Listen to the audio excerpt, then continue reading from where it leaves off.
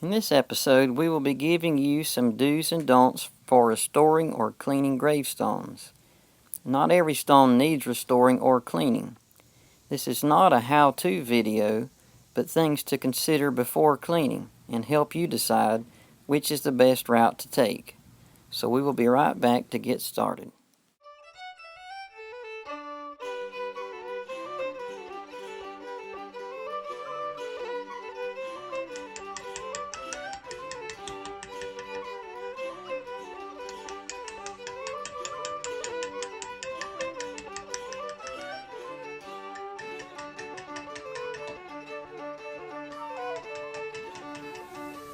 Thank you for joining us again. This is David Gillespie with Pumpkin Town Primitives.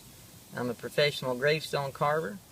So today I just want to make a short video about the things to consider before you go through with any restoration or cleaning of gravestones. So first of all today, let's start with the things that we don't want to do when we're restoring or considering restoring a gravestone. So don't number 1 is don't use Clorox bleach to whiten or brighten gravestones with. Use a Clorox bleach. It's cheap, it's effective, it does turn it white, but there are salts in the Clorox which will literally eat away at the surface of this stone and render it unreadable very quickly, especially if it's done more than once. Don't number 2 is don't use a stiff brush to clean molds and lichens off of the face of a stone. There's nothing that will deteriorate a letter or scratch the surface of the stone any quicker than a stiff wire brush. Okay, so the third major no-no or don't with gravestone restoring is we need to know first of all what type of stone it is that we're working with. So don't do anything until you know what the type of stone is. For example, I'm sitting between two pieces of soapstone. They're very dark, and to some people that may look like marble. So with soapstone, the product D2 may not be necessary to use, as just water may work. Keep in mind, less aggressive is always better. Okay, another don't is don't restore a stone that shows physical signs of instability. So if the stone rocks or if it's unstable in the ground, it needs to be set, it needs to be worked on from a foundational level. And a lot of times out in the country especially, you'll see field stones like this one. Sometimes they will have areas on the front that are susceptible to spalling.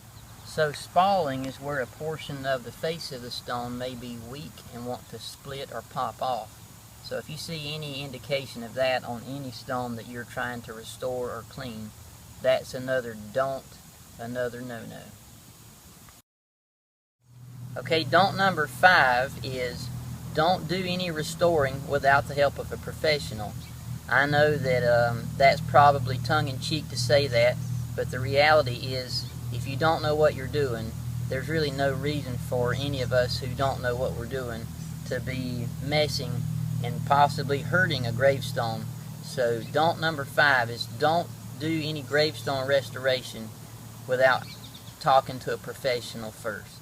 But with that being said, if you must do your own restoration for some reason and there's not a professional in your area, then please, please, please get Lynette Strangstad's book, A Graveyard Preservation Primer. This is a wealth of information. It's been a textbook for decades now on how to do these things properly, and it starts with the type of stone first, and then it shows you the techniques from less aggressive to more aggressive to get the job done. So I want you to make me a promise that if you're going to go out and try to do this yourself, if I can't convince you any other way, I want you to promise to me to first at least get this book right here and go by what Lynette suggests to start with. So this book has been the textbook for this subject for a matter of decades now. And this is the second edition that Lynette just published recently that has an updated version of all the techniques and sources and chemicals and things to use to do a better job. And as a matter of fact, this is Lynette on the front of the book here. And I had the privilege and honor to carve the gravestone for this gentleman here, Mr. B.J. Berry. So I highly recommend the book, and I will be happy to place a link for this book in the description below as well. Okay, now for the 6 do's of gravestone restoration. Number 1 is, do I need to restore this stone? I can't read it, but does it just need the mirror trick to be flashed across of it so it can be read? So, in my opinion, this stone does not need to be restored. It just needs the mirror trick. If you haven't seen the mirror trick yet, please click on the card above and watch the video on how to use the mirror trick. It's already been seen by over 34,000 people. Things to do number 2 is, did I contact a professional about restoring a stone? Let them first evaluate it before we go and do anything irreparable. Do number 3, did I consult Lynette Strangstad's book, A Graveyard Preservation Primer? That's the 3rd thing you should ask, did I do? Do number 4, do I know what I'm doing? Do I want to try to tackle a project like this? These problems depicted here can be fixed, but they can only be fixed by professionals, and you certainly want to consult at least Lynette's book to see where to begin. Thing to do number 5 is, did I identify the stone type? Is this a marble? Is this a soapstone? Is this a field stone? Is it a sandstone? Please watch our next video, Lord willing, that we'll try to help you identify which are the type of stones before you go and try to restore anything. Things you can do number 6 is, did I assess the stone for stability? Is the stone leaning? Does it need foundational work? Is that the type of thing that I know what I'm doing? Did I contact or consult Lynette's book to see what she recommends to do? That's do number 6. So there is a product that you can safely whiten the face of a marble gravestone with, and that product is called D2, and I think it's put out by DuPont.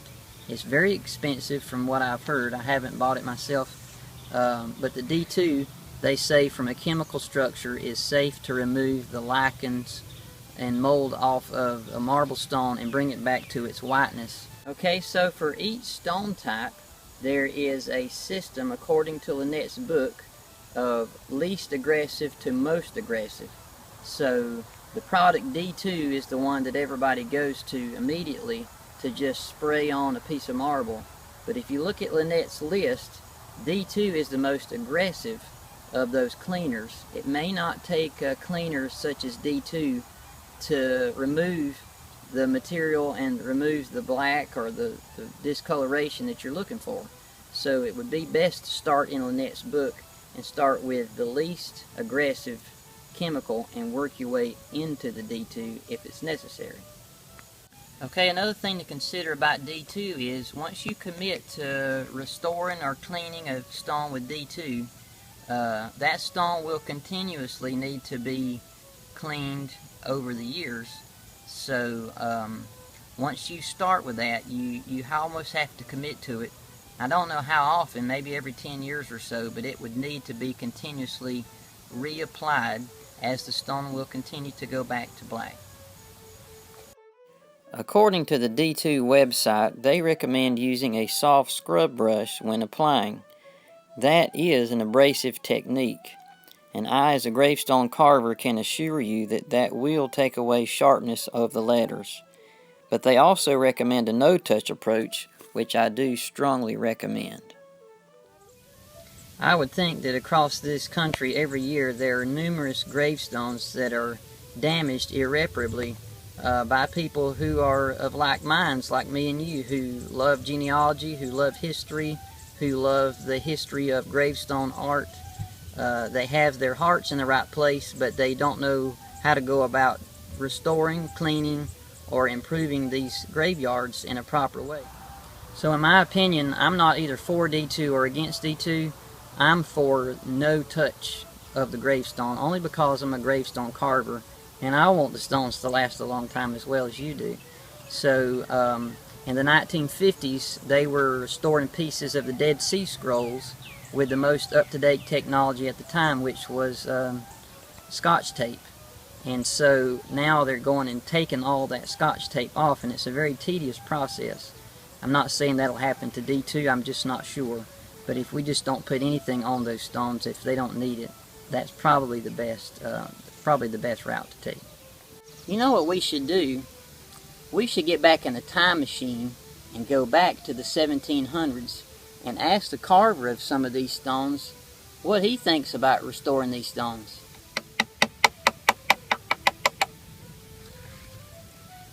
They want to do what? You tell them to keep their hands off of our stones and use a mirror. And get Lynette's book. So, if you like these type of videos, and if this has been a help to you, please like this video and subscribe if you would. And also, please follow us on Facebook at Pumpkin Town Primitives. Look us up there. We'd love to hear from you there. And you can see more up-to-date videos of what we're doing and more pictures of the stones that I carve on a continual basis. So until next time, this is just your local neighborhood gravestone carver, David Gillespie, saying, we hope to see you out in the cemetery.